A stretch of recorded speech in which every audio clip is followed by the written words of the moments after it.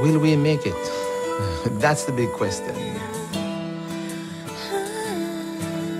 And I want to report today that we have made it. We have those 50 students we started out with. They are in high school and they are doing very well. My name is Dylan, and I go to the Bronx High School for Better Learning.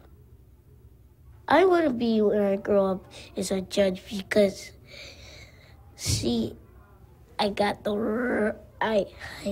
right loud voice for it. And my mom says I'm going to be good for a judge because I talk too much. That kid in the video, he was a very loud kid, yeah. Try to be a good reader. Try to read all the books you know, so any book you see, you can just, like, in a library or anywhere, you can just, like, pick up a book and just start reading. It really did put my energy into something that was positive and really good and really wanting me to do better. It made me strive for better. There was nothing that they said I could not do. I am the word master in the school.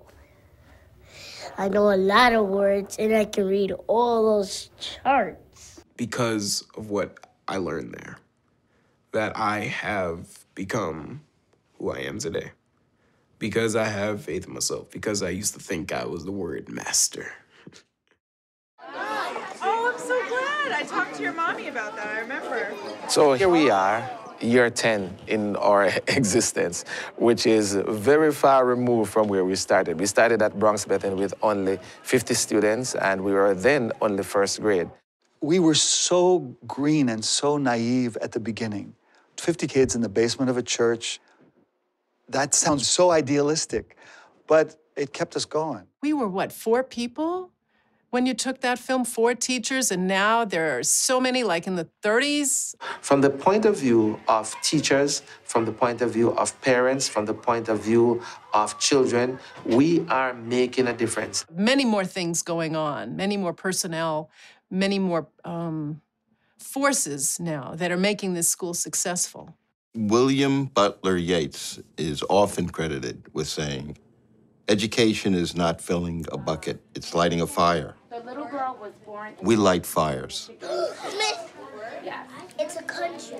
When you walk into classes in our school, you'll see them eager to answer, eager to try, eager to take chances.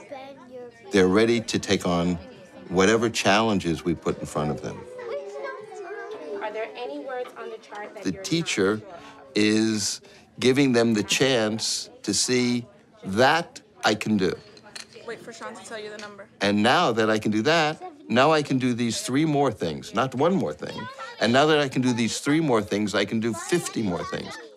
Aha, I got it. So that phrase, aha, I got it, just leads up to the fact that they discovered it on their own. I figured this out.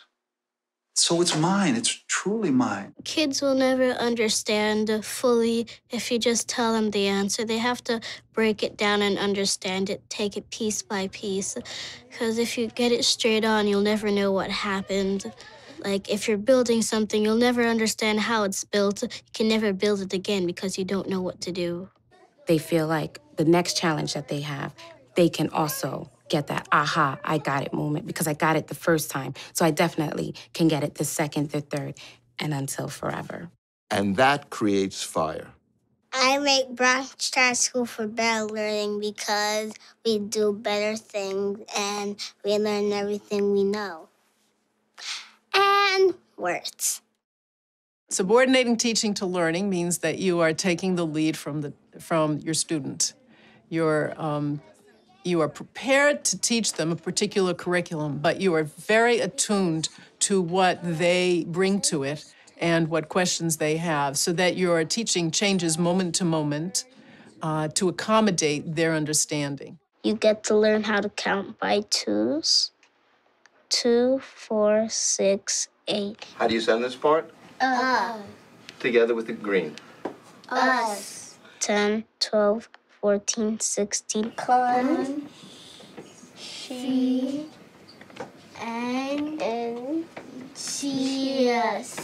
Conscientious.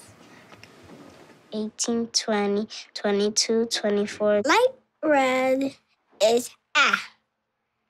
The light yellow is and the blue is eh. And the white is ah.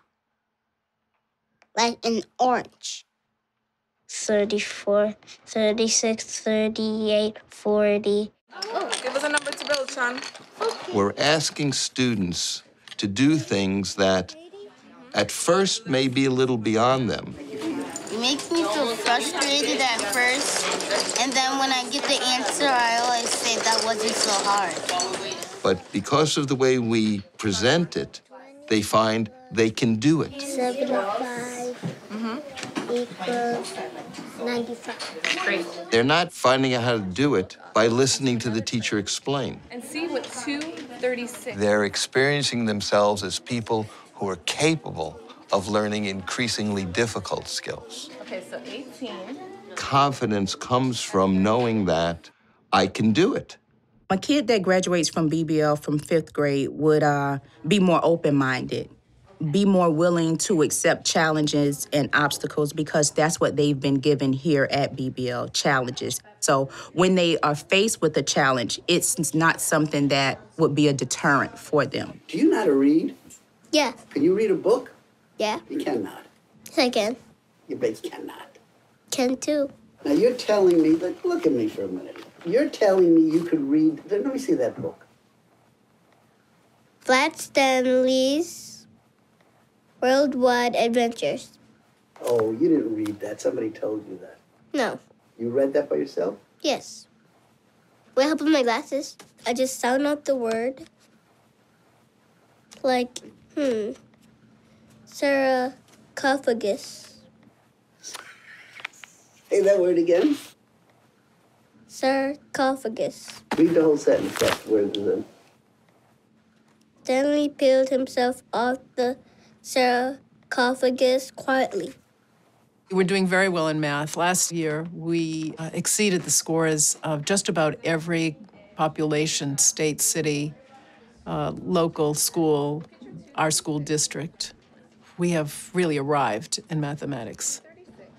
When we teach anything, they see the patterns that are really the basis of mathematics and know how things work. If the teacher gave you like a division statement that said, how many times can 4 go into 9? So you put the nine rod down, and then you put how many forms could go into 9. So that means if you had 2 4 rods, then you're gonna have to put a white rod at the end, because there's gonna be one little space, and the only rod that's gonna fit into that space is a white rod. So that if you know a little bit, you can use it to generate a lot more mathematics. 72, 74, 76, 78. We give them the opportunity to become aware of their powers and to hone their powers, because we really believe they have these powers. We know they do. And so if a child is struggling, we find another way to light the light and let them see what there is. And it's those children that you get most excited about, because, I'm validated in my belief that every child can learn. If a teacher asks me a question and I don't know the answer, I do this.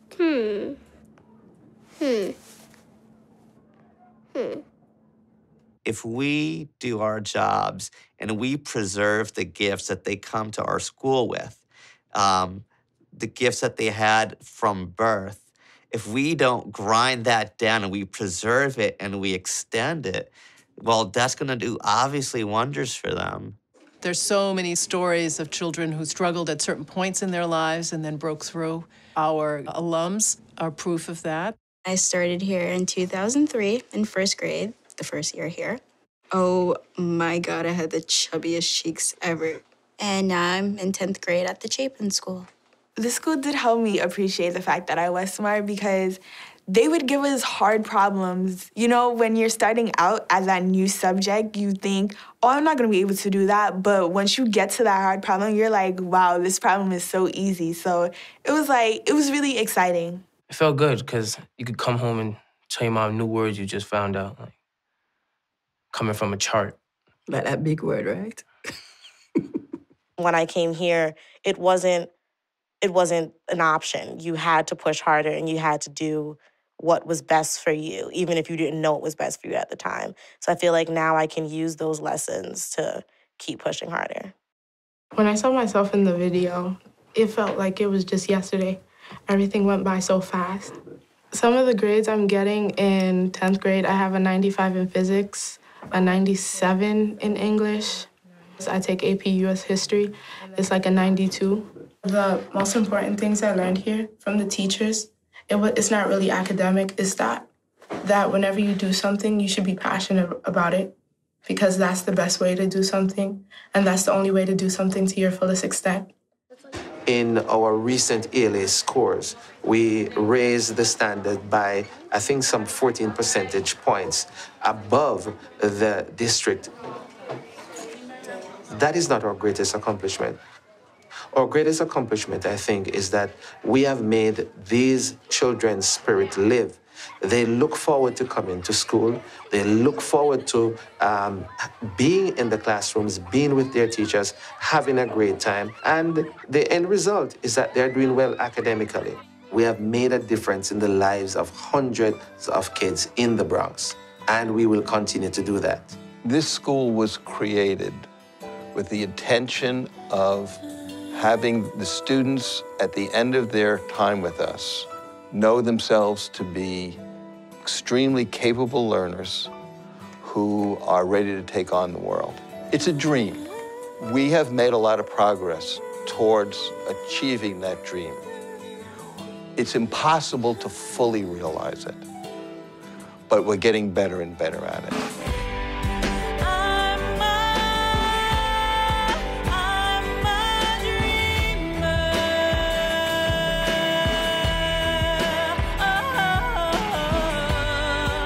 And I say to you, the Bronx and the world, look out. Bronx Charter School for Better Learning is here to stay. 94, 96, 98,